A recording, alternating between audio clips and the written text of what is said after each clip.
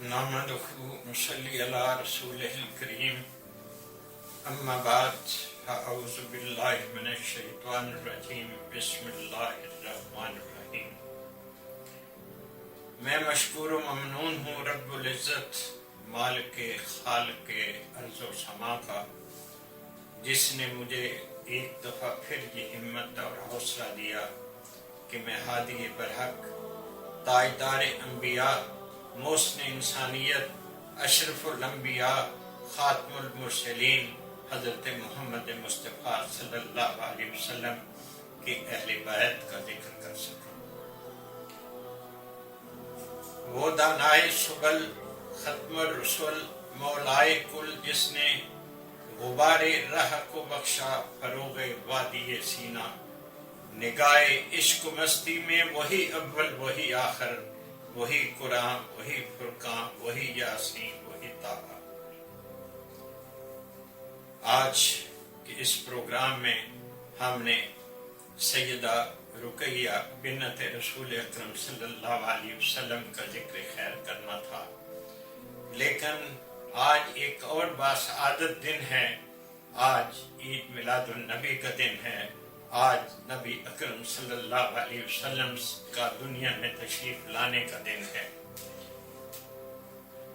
مولانا شبلی نعمانی نے اپنی شورا فاق تصنیف سیرت النبی کے جلد اول میں اس منظر کو یوں بیان کیا ہے: وہ در یتیم جس کے انتظار میں آسمان نے کروڑوں برس صرف کر دیے تھے، سیارگان فلک جس کے لیے صدیوں سے چشم برہا تھے، چرخائے کہن مدت دراز سے راہ تک رہا تھا۔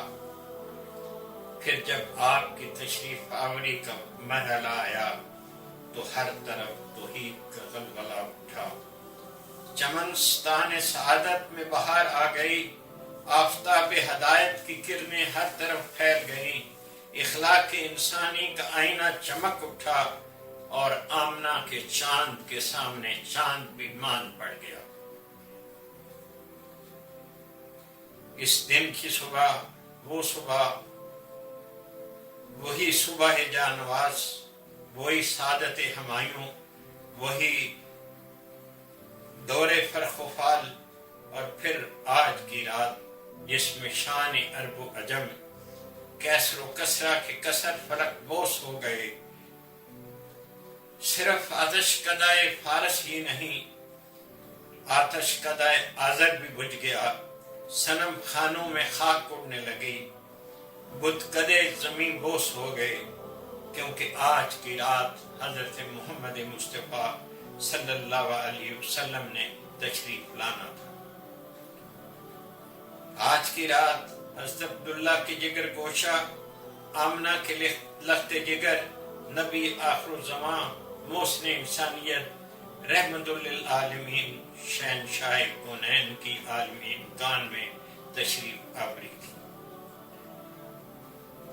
جنہوں نے اس دنیا میں آ کر معاشرتی، سیاسی، سماجی اور مذہبی حیثیت کو تبدیل کرنا تھا۔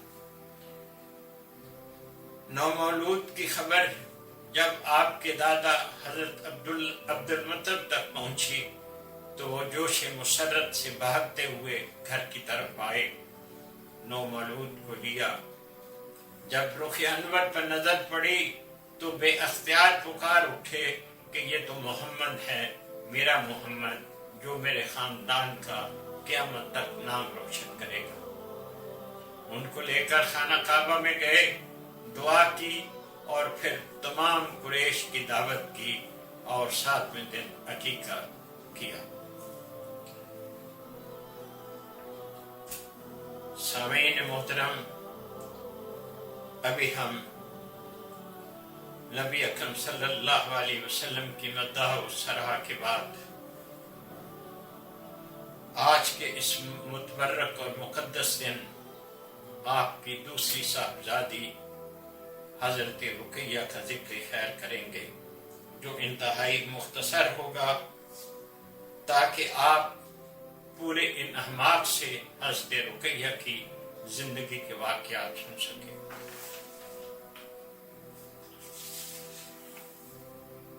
حضرت رقیہ کو نبی مہربان کی دوسری شہزادی ہونے کا شرف حاصل ہوا۔ آپ واسطے نبوی سے 7 سال قبل دنیا میں تشریف لائیں۔ اس وقت آقائے نامدار کی عمر 33 برس تھی اور آپ حضرت زینب سے 3 برس چھوٹی تھی۔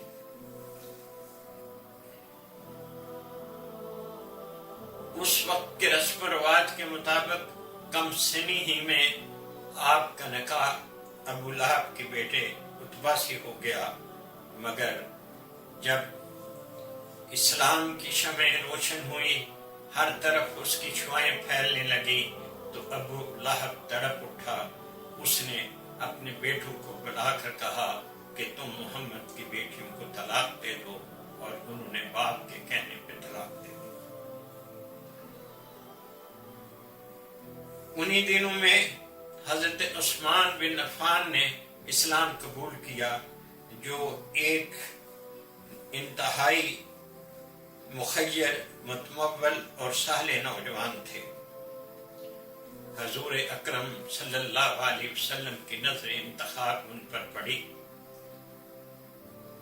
ادھر حضرت عثمان نے بھی اپنی خواہش کا اظہار کیا۔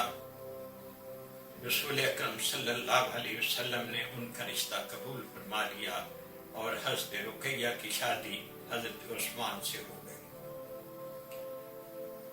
جب کفار کا ظلم و ستم بڑھا، حتیٰ کہ بنی امیہ کے اس مشہور و معروف نوجوان پر بھی ان کے ظلم و ستم کے ہاتھ گریبان تک پہنچنے لگے، تو آپ ایک دن نبی اکرم کے اور عرض کی کہ یا رسول اللہ، مجھے اور رقیہ کو حبشہ کی طرف ہجرت کرنے کی اجازت دیں، کیونکہ قریش کا ظلم و ستم دن بدن بڑھ رہا ہے۔ نبی مہربان نے اجازت فرما دی اور آپ حضرت رقیہ کے ساتھ حبشہ کی طرف ہجرت کر گئے۔ اس وقت نبی اکرم صلی اللہ علیہ وسلم نے فرمایا کہ حضرت ابراہیم اور حضرت لوط کے بعد عثمان وہ پہلے مسلمان شخص ہیں جنہوں نے اپنی بیوی کے ہمراہ راہ خدا میں ہجرت کی ہے۔ حبشہ میں کچھ عرصہ قیام کے بعد حضرت عثمان تک یہ خبر پہنچی کہ قریش مکہ نے اسلام قبول کر لیا۔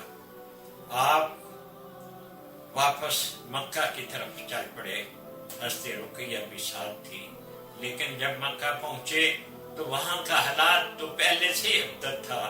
اس وقت تو حضرت بلال کو تپتی ریت پر لٹا کر زمین پر ان پہ ظلم و ستم کیا جا رہا تھا۔ آپ نے جب یہ دیکھا، وہاں کے حالات دیکھے، اپنے خاندان کا آپ سے جو تعلق تھا وہ دیکھا، تو آپ ایک دفعہ پھر حبشہ کی طرف ہجرت کر گئے۔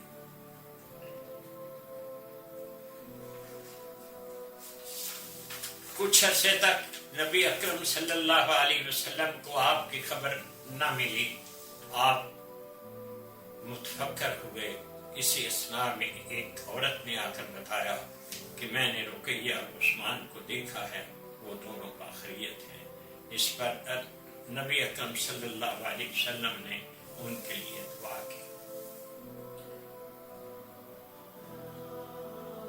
قیام حبشہ میں جب کئی سال گزر گئے تو ایک دن آپ کو خبر ملی کہ نبی اکرم صلی اللہ علیہ وسلم مدینہ کی طرف ہجرت کرنے والے ہیں۔ آپ یہ سن کر حبشہ سے چل پڑے، مکہ معظمہ میں پہنچے، نبی اکرم صلی اللہ علیہ وسلم کی خدمت اقدس میں حاضر ہوئے اور ان سے اجازت طلب کی کہ میں رقیہ بھی مدینہ ہجرت کر جاؤں۔ آپ نے اجازت فرما دی۔ حضرت عثمان حضرت رقیہ کے ساتھ مدینہ ہجرت کر گئے۔ وہاں حضرت اوس بن ثابت نے آپ کو خوش آمدید کہا، آپ نے ان کے ہاں قیام کیا، اور اس طرح حضرت عثمان اور حضرت رقیہ کو 3 دفعہ ہجرت کا شرف حاصل ہوا۔ اسی اسنا میں نبی اکرم صلی اللہ علیہ وسلم بھی ہجرت فرما کر مدینہ آ چکے تھے، مگر باپ بیٹی کا ملاپ عارضی تھا۔ یہ راحت چند دنوں کی تھی۔ حضرت رقیہ کو چیچک نکلی اور وہ شدید بیمار ہو گئے۔ یہ سن 2 ہجری کا واقعہ ہے۔ اس وقت مسلمان کفر و اسلام کی پہلی جنگ کی تیاری کر رہے تھے۔ نبی اکرم صلی اللہ علیہ وسلم نے حضرت عثمان کو کہا کہ عثمان تم رک جاؤ، تم رقیہ کی تیمارداری کرو، اللہ تعالیٰ اس کے بدلے تمہیں جہاد کا ثواب عطا فرمائیں گے اور مال غنیمت میں بھی تمہیں حصہ دیا جائے گا۔ حضرت عثمان رک گئے، ان کی تیمارداری کرنے لگے، مگر مرض بڑھتا گیا اور آخرکار 21 سال کی عمر میں آپ نے دائے اجل کو لبیک کہا۔ جس وقت ان کی قبر پر مٹی ڈالی جا رہی تھی، اس وقت حضرت زید بن حارثہ فتح کی خبر لے کر مدینہ منورہ میں داخل ہو رہے تھے۔ یہ خبر نبی مہربان کو بھی بھیجی گئی۔ اس وقت مسلمانوں کو ایک فتح عظیم حاصل ہوئی تھی۔ قریش کے 70 نامی گرامی سردار قتل ہو چکے تھے اور اتنے ہی گرفتار ہوئے تھے، لیکن نبی مہربان اپنی بیٹی کی وفات کی خبر سن کر مغموم ہوئے۔ مدینہ پہنچے تو پہنچتے ہی قبر پر گئے۔ اس وقت حضرت فاطمہ الزہرا بھی ساتھ تھی۔ حضرت فاطمہ الزہرا قبر کے سرہانے بیٹھ کر رونے لگی۔ نبی اکرم صلی اللہ علیہ وسلم اپنی چادر کے پلو سے ان کی آنسو صاف کرتے اور ان کو تسلی دیتے رہے۔ ہجرت حبشہ کے دوران ہی، قیام حبشہ کے دوران ہی آپ کے ہاں ایک فرزند پیدا ہوئے جن کا نام عبداللہ رکھا گیا۔ آپ کی وفات کے بعد ان کی آنکھ میں انفیکشن ہوا جو اتنا بڑا کہ حضرت عبداللہ اس کی وجہ سے وفات پا گئے۔ نبی اکرم صلی اللہ علیہ وسلم نے آپ کا جنازہ پڑھا۔ حضرت رقیہ اور حضرت عثمان کی محبت مثالی محبت تھی۔ آپس میں وہ ایک دوسرے سے بہت محبت کرتے تھے۔ مدینہ شریف میں یہ ایک محبت ضرب المثل بن چکی تھی۔ لوگ کہتے تھے کہ رقیہ اور عثمان سے بہتر میاں بیوی ہمیں آج تک نہیں دیکھی۔ حاضرین محترم، یہ حضرت رقیہ کی زندگی کے مختصر حالات میں نے آپ کے سامنے پیش کیے۔ انشاءاللہ اگلی نشست میں سیدہ ام کلثوم کے ذکر خیر پر بات ہوگی۔ اس وقت تک صرف یہی عرض کرنا ہے کہ آپ جس طرح نبی مہربان سے محبت کرتے ہیں، جس طرح محبت کا اظہار کرتے ہیں، جس طرح عید میلاد النبی کے موقع پر محبت کے مظاہرے کرتے ہیں، اسی طرح آپ کی اولاد سے، آپ کے نسب سے بھی محبت کریں۔ اللہ تعالی ہم سب کو اس اجر عطا کرے۔